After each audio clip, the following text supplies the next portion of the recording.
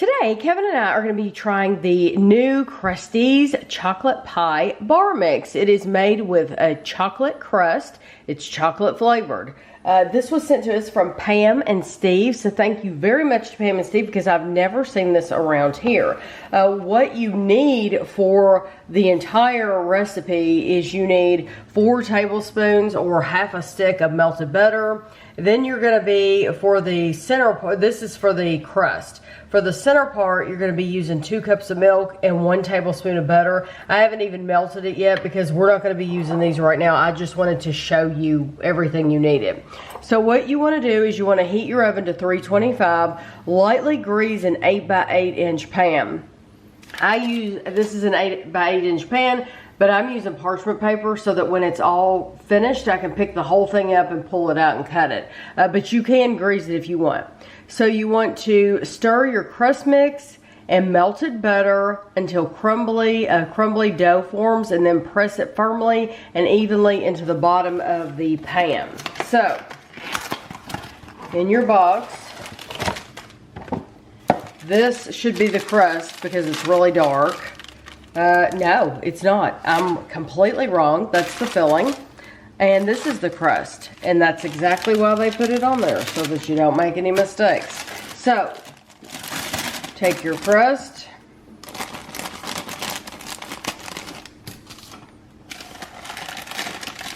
And you don't need a very big bowl for this part.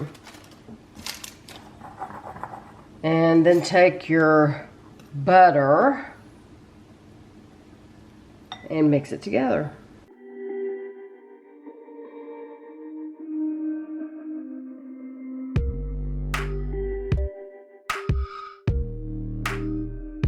So here's your mixture. Take it and we're going to press it into the bottom of our pan.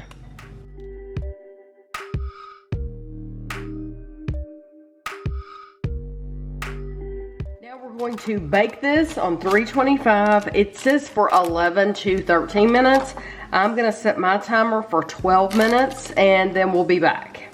So our crust just came out of the oven and we're going to leave it here. While this is cooling off, we're going to do our filling part. So what you want to do is you want to take your 2 cups of milk and put it in a decent sized pan because you're going to put this on the stove. And then you take your filling and you're going to whisk these together. And you don't do anything with the tablespoon of butter yet. Just leave your butter over there. So you're gonna whisk these together, and then you're going to, once you've got it all whisked together, you're going to cook this over medium heat, stirring constantly to prevent sticking on the bottom of the pan. When the mixture comes to a boil and thickens, we're gonna remove it from the heat. So this has thickened and it did start to boil. So now you want to take your tablespoon of butter and you want to put it in and stir it until it's melted.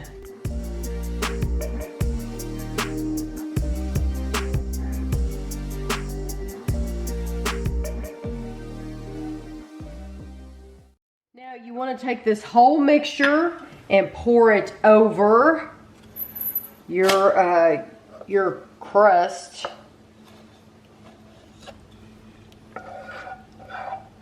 And then you put this in the refrigerator and let it chill for at least an hour.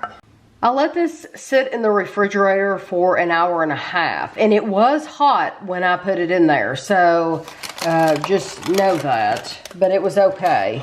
So this is why I like using the parchment paper. That pulled apart better than I thought, actually. Yeah, came apart really easy.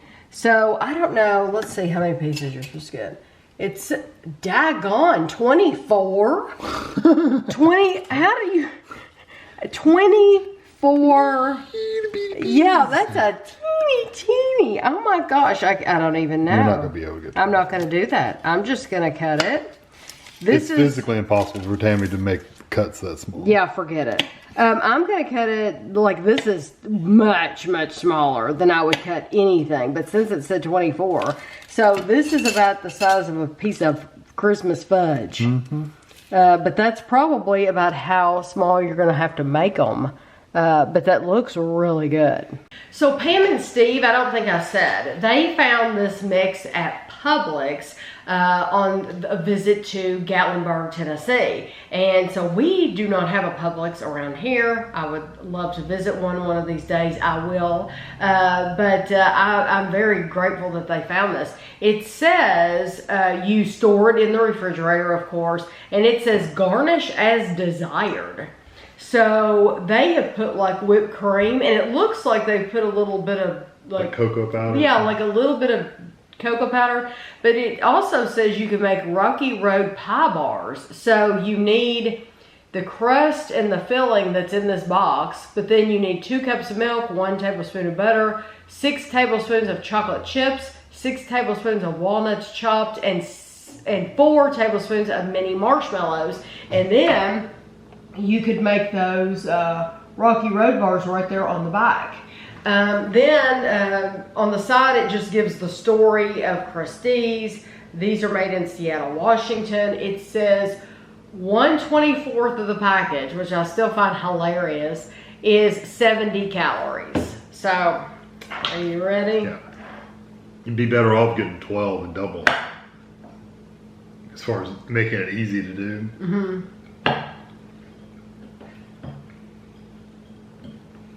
Of course, I can't scoop mine up. You did that like a champ. Just did it. Like an expert. I do not think you will like that. It's very dark. It's very dark. I love the texture. The crust is so thick. I think it was very smart for them to have you put it in an 8 by 8 inch pan and not a 9 by 9. Because believe it or not, that does make a difference. So using an 8 by 8 inch pan made that thicker.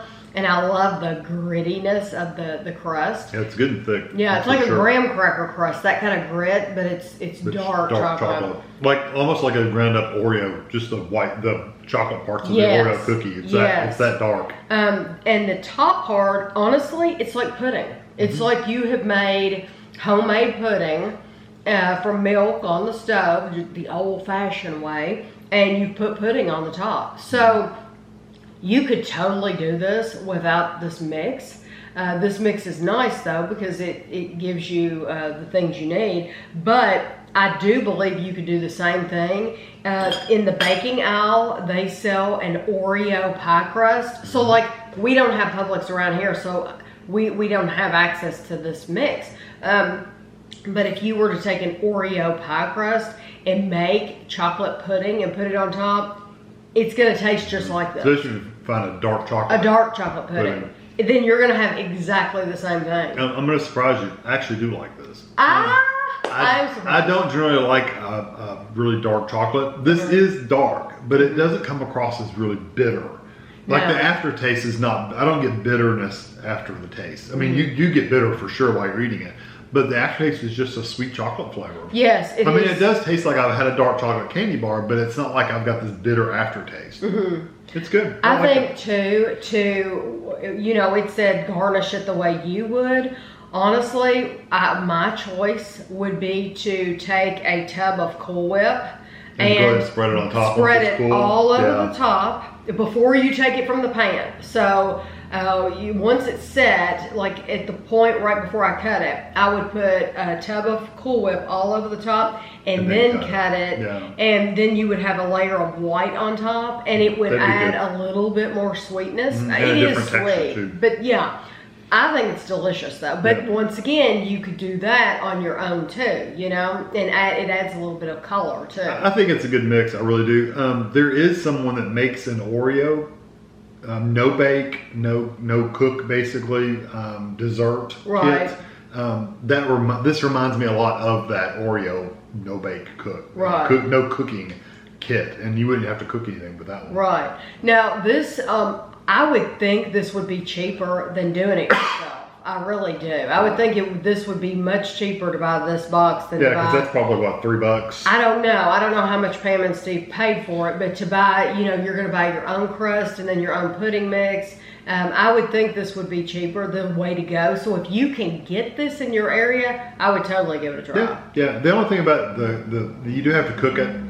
It's time consuming. It takes a while to cook it. Don't try to cook it too fast. Just take it slow. Stir constantly because milk tends to get really stuck on the bottom. So you got to make sure you stir it constantly. When it starts boiling, it's pretty much ready. Even though it really didn't thicken up a lot in the pan. No. You could tell a little bit thicker, but it wasn't a lot. No, so like when I poured it on there, I thought, boy, it's never going to thicken up the way it should, but you can see it's set fine. So it wasn't as bad as I thought it was going to be. Yeah. But thank you so much for thinking about us, Pam and Steve, while you were in Gatlinburg. We appreciate it very much, and thanks for watching.